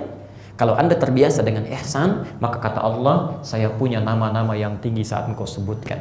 Dan sifat nama ini bukan cuma nama biasa. Bisa bagi Allah mengatakan walillahil asma, sampai di situ. Tapi kenapa menggunakan husna? Husna ini ada kaitannya dengan sifat hasan. Karena orang-orang yang terbiasa mendekat kepada Allah, maka akan diberikan kebaikan yang Allah ridhai, ya, kebutuhan yang Allah ridhai. Dan cara mendapatkan ini, ya, jamaknya hasanah, caranya dengan al-ihsan. Maka jika Anda ingin memohon kepada Allah, menyebut namanya yang ini, selain berusaha meninggikan Allah, lakukan dulu ihsan dalam kehidupan kita. Ya. Jadi mustahil ada orang menyebut nama Allah, nama Allah, nama Allah, tapi tidak pernah berbuat ihsan dalam hidupnya. Bagaimana bisa dikabulkan doanya? Ya. Coba cek, zaman Nabi ada seorang kepala suku tersengat kalajengking, Anda bayangkan. Ya, sudah menyebar racunnya. Semua tabib pada saat itu sudah angkat tangan, sudah hand up. Nggak bisa. Sekelompok sahabat, singkatnya ini semua kitab tafsir hampir disebutkan, termasuk di Ibnu Katsir. Ya. Dikejar-kejar, dicari, ditemukan sahabat. Ya. Masya Allah. Kemudian ditanyakan, apakah ada yang bisa menyembuhkan? Satu orang berkata, biiznillah, dengan izin Allah. Apa yang dilakukan? Cuman menyebut nama Allah. Dibacakan Al-Fatihah. Bukankah ada nama Allah di situ? Bismillahirrahmanirrahim. Alhamdulillahirabbil alamin. Ar-Rahmanirrahim. Allah semua itu. Sebutkan nama Allah di dalamnya. Tidak diulang, satu kali bacaan, tidak menggunakan apapun, disebut nama Allah di dalamnya. Masya Allah, sembuh. Ada orang membacakan 1000 kali Al-Fatihah, nggak sembuh-sembuh. Apa yang salah? Karena ini ihsan, nilai keimanan, tauhidnya, ibadahnya, dan sebagainya. Itu poinnya. Jadi kalau Anda ingin memohon, sebelum kita belajar nanti nama-nama khususnya sebelum dipanggil, maka ini nih. Ini, ya. Karena itu, ayo kita lihat pembuktiannya. Misal di Abu Daud nomor hadis 1277, bisa ditemukan juga di An-Nasai 1283 dari Anas bin Malik. Masya Allah. Jadi ada Anas bin Malik, ada Malik bin Anas. Masya Allah. Anas bin Malik punya ibu namanya Malika. Tiba-tiba diajak anaknya yang 10 tahun namanya Anas ke rumah Nabi. Saya sikat ya sebentar ya supaya kita bisa ambil inspirasi dari sini. Jadi ibu dan bapak sekalian, ada 3 sahabat yang unik nih. Pertama, itu paman Nabi namanya Abbas. Punya anak namanya Abdullah. Abbas ini pebisnis Pak ya, pengusaha, orangnya sibuk luar biasa. Tapi kalau punya waktu luang, itu selalu disempatkan untuk mengikuti ta'limnya Nabi Rasulullah SAW. Saat tak mampu mengikutinya, maka beliau akan investasikan anak kecilnya itu. Ya, putranya Abdullah disimpan di majlis ta'lim Nabi. Ya, untuk melihat kebiasaan Nabi, untuk belajar dengan bermainnya macam-macam. Masya Allah. Bapaknya saat Nabi Muhammad SAW meninggal dunia, Abdullah kecil berusia 13 sampai 14 tahun. Ya. Abbas di balik waktu luangnya hafal 200 hadis, anaknya hafal 2000 hadis. 2000 hadis. Masya Allah. Umar bin Khattab punya anak yang namanya sama, Abdullah juga. Kalau Abbas anaknya disimpan di majlis ta'limnya Nabi, Umar lain. Begitu Nabi hijrah ke Madinah, Al-Madinah Munawwarah, Umar bikin rumah persis di depan rumahnya Nabi, kamar Nabi.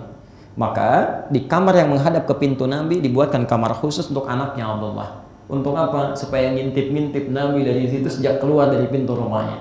Divisinya, kalau teman saya Abbas, dia menyimpan anak di majlis ta'lim Nabi, anak saya ngintip Nabi sebelum keluar ke majlis ta'limnya. Seperti apa keluarnya, bagaimana berjalannya, bagaimana menengoknya. Makanya hafal lebih banyak hadis dibandingkan Abdullah bin Abbas, 2800 hadis kurang lebih. Ya.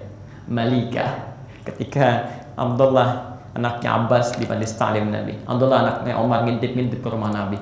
Malika punya visi yang hebat, single parent, diajak anaknya 10 tahun masuk ke rumah Nabi. Anaknya Abbas nunggu di majlis ta'lim. Anaknya Omar ngintip-ngintip. Anak saya langsung ke rumah Nabi. Dibawa, dipegang tangannya, menghadap pada Rasulullah. Ya Rasulullah, inna liya ghulam. Ya Rasulullah, saya punya anak kecil nasyat, yang cekatan. Anak ini begitu cekatan. Tolong terima jadi pembantu Anda. Terima jadi pembantu. Masya Allah. Dulu Bu, saking ini anak jadi soleh, dicari orang terbaik. Jadi pembantu pun gak apa-apa, pasti ada pelajaran di dalamnya. Ya. Sampai saking inginnya, jadi anaknya itu jadi anak soleh baik, ya, pembantu nggak apa-apa. Ya. Nanti kisah-kisah ini kalau lain kali kita bahas dalam fikih ilmu, ya, itu ada kebiasaan Pak, baik di Timur Tengah, di mana kalau ada syekh-syekh baik dan sebagainya, itu yang penting dapat ilmunya, ngerjain apa aja yang penting halal baik, ya, untuk membantu syekhnya penting dapat itu. Ya, ada salah satunya, ada yang masakin syekhnya, ya, ada yang bantuin bawain kopernya macam-macam itu. Karena memanfaatkan waktu, saya masih bisa nanya tuh, saya catat hadisnya macam-macamnya. Nah, Malikah itu tahu Nabi itu sifatnya tidak mungkin menyusahkan orang. Kalau anak saya masuk ke rumahnya, nggak akan mungkin direpotkan oleh Nabi SAW. Maka bahasanya angkat jadi pembantu. Ya. Setelah Nabi wafat, sekitar 10 tahun mengabdi di rumah Nabi, pertanyaan pertama dari sahabat, apa yang pernah engkau dengar dari Nabi sepanjang engkau membantunya. Perhatikan kalimatnya. Wallahi, demi Allah, tidak pernah saya dengar satu kalimat pun di lisan Nabi yang mulia selama saya membantunya kecuali satu. Ya Anas, madza akhdumuk. Anas, apa yang bisa saya bantu? Nabi itu, Nabi Rasul, dihadirkan pembantu dalam hidupnya, masih mengatakan pada pembantunya, apa yang bisa saya bantu? Masya Allah. Itu Rasulullah SAW. Baik, nah di antara pergaulan itulah lahir banyak hadis. Kemudian salah satunya kata Anas bin Malik, kunna julusan ma'a Rasulullah SAW, ya, kami pernah duduk-duduk bersama Rasulullah SAW, ya. Fa idza rajulun qa'imun fis shalah, ya, di samping kami ada seorang lelaki sedang salat, ya. Fa raka'a fa sajada fa tashahhada, dia rukuk, dia sujud sampai dia tasyahud. Saat tasyahud itulah fayaqul, kemudian dia berdoa. Lihat doanya. Allahumma inni as'aluka bi anna lakal hamd la ilaha illa anta. Masyaallah. Dalam satu riwayat, antal ahadus samad alladzi lam yalid wa lam yulad. Al-asmaul husna. Okay. Al-ahad as-samad, disebutkan namanya. Ya, disebutkan namanya. Kemudian dia meminta doa, singkat doanya. Allahumma inni as'aluka an taghfirali. Ya Allah, mohon ampuni dosa saya. Tapi sebelum minta disebut nama-nama Allah yang mengiringinya. Lihat kalimatnya, ya Allah ya Ahad, ya Samad, bagian dari Al-Asmaul Husna. Disebut namanya baru minta. Mendengar itu kata Nabi, perhatikan, atadruna ma da'a? Tahukah kalian dengan apa dia berdoa? Sahabat berkata di sampingnya, Allah wa Rasulullah. Kata Nabi, faqad da'a bi asma'illah azim. Dia telah menyeru dengan nama Allah yang tertinggi asma. Ya. Dalam riwayat lain disebutkan Bismihil Azim, dengan nama yang tertinggi. Baik. Saya mohon izin mengembalikan karena ibu yang di bawah barangkali belum mendengar itu. Jadi hadis tadi memberikan gambaran kepada kita bahwa orang-orang yang memohon kepada Allah menggunakan Al-Asmaul Husna, seharusnya kata hadisnya, ini banyak sekali hadisnya, kata hadisnya harusnya dijawab. Karena kata Nabi, Al-Asmaul Husna itu Al-Asmaul Husna itu kalau dilekatkan dengan doa, kata Nabi, idza su'ila bihi a'ta wa idza du'iya bihi ajaba. Kalau dimohonkan dengan nama itu pasti dikabulkan, pasti, bahasanya pakai fi'il madhi, pasti, dan kalau diminta pasti diberi. Jadi kalau ada orang memohon kepada Allah dengan Al-Asmaul Husna belum dikabulkan doanya, padahal wajar untuk diberikan, maka ada yang tidak tepat dalam cara dia meminta. Ya, masalah pertama mungkin dia tidak meninggikan Allah, masalah yang kedua dia tidak meminta dengan ihsan. Bukankah sahabat aja minta dia sholat dulu? Bukankah sahabat minta dia zikir dulu? Bukankah sahabat minta dia istighfar dulu? Ya, maka bagaimana kita yang bukan sahabat ingin memohon kepada Allah tanpa menyertakan sifat ihsan? Itu adalah pengantar kajian kita untuk hari ini. Kita baru ambil mukaddimahnya. Insya Allah nanti di pertemuan berikutnya kita akan mulai masuk kepada teknisnya. Bagaimana memohon dengan Al-Asmaul Husna ini? Ada berapa sungguhnya nama-namanya? Bagaimana sumber-sumbernya? Termasuk nanti insya Allah saya akan coba hadirkan kitab-kitab ya dalam berbahasa Arab. Mungkin sebagian juga ada yang sudah diterjemahkan untuk ditunjukkan sebagai referensi yang sekiranya nanti Bapak Ibu mungkin bertanya dari mana sumber-sumber itu bisa dibaca dan bisa dikaji di rumah juga sebagai perbandingan, nanti kita bisa perkenalkan ya. Ada beberapa kitab nanti yang akan saya coba bawakan. Ada Al-Aqaid Al-Islamiyah karangan Said Sabiq ya. Ada yang tulisan juga terbaru Profesor Dr. Abdul Razak yang Fiqh Al-Asmaul Husna. Saya kira itu juga bisa dibaca ya. Ada bacaan yang lain yang bisa dikumpulkan. Tapi tetap sumber kita akan kaji dari Al-Quran dulu, dari hadis Nabi dulu SAW, baru kemudian kita turunkan dengan pendapat-pendapat ulama yang menyertai itu. Saya kira jelas ya? Baik, jadi saya kira jelas untuk kajian hari ini. Kita sudah paham apa itu fikih, apa itu Al-Asmaul Husna, bagaimana cara memohonnya, dan kalau kita belum paham sampai menunggu pertemuan berikutnya sebulan lagi, setidaknya panggil namanya dengan Rabb. Panggil namanya dengan Rabb. Tapi poinnya itu asma, tinggikan Allah, dan ihsan, dekatkan diri kita kepada Allah dalam urusan ibadah kita. Izinkan saya memberikan nasihat karena mohon maaf sebesar-besarnya, ini tidak harus saya ungkapkan, tapi saya mohon pengertian saja dulu ya. Barangkali saya akan pamit lebih awal karena keluarga kami saat ini sedang diuji, ada yang sakit ya di keluarga kami. Saya berjanji pada istri saya bahwa untuk mengecek anak kami ke rumah sakit bisa pulang dari sini. Seyogianya saya mau izin, tapi karena saya sudah berjanji hadir, saya minta izin pada istri saya supaya saya bisa berdakwah dulu, baru kemudian pulang kita ke rumah sakit ya. Jadi kami mohon izin lebih cepat kembali, sehingga hitungan saya kalau berangkat sekarang saya bisa sampai asar di sana dan langsung ke rumah sakit membawa anak kami ya. Jadi mohon izin kalau saya simpan dulu untuk pertanyaan ini di pertemuan selanjutnya. Maafkan saya, dan semoga Allah Subhanahu wa taala memuliakan kita semua. Saya mohon berpesan kepada seluruhnya agar termasuk saya sendiri kita saling mengingatkan, meningkatkan kedekatan kita dengan Allah Subhanahu wa taala dalam hal ibadah. Ya, saya mohon perbanyak kebaikan, jauhi perbuatan yang tidak bermanfaat. Jauhi ya. Termasuk juga merasa bahwa kita sudah dipandang cukup amalannya oleh Allah. Itu jauhi sifat seperti itu. Dan mencela orang, merendahkan orang, menganggap orang lain lebih di bawah kita, itu tidak baik. Karena dengan Anda mencela orang, Anda memindahkan kebaikan pada orang lain. Ya, perbaiki diri kita, lihat keluarga, pulang ke rumah, karena tiket ke surga semakin mahal. Ya, bertakwalah kepada Allah. Maafkan saya jika ada dalam uraian ini benar, maka itu hakikatnya petunjuk Allah untuk kita amalkan. Tapi kalau antum temukan kesalahan sekecil apapun, itu mutlak kesalahan saya. Termasuk dalam apapun, referensi atau apapun, itu mutlak kesalahan saya. Itu barangkali kefakiran saya. Tolong tunjukkan kepada kami untuk dievaluasi, doakan saya, maafkan saya, dan tinggalkan pendapat saya yang keliru, ambil pendapat ustaz yang lebih baik ya. Demikian, subhanakallahumma wa bihamdika asyhadu an la ilaha illa anta astaghfiruka wa atubu ilaik. Wa akhiru da'wana alhamdulillahi rabbil alamin. Afu minkum. Assalamualaikum warahmatullahi wabarakatuh.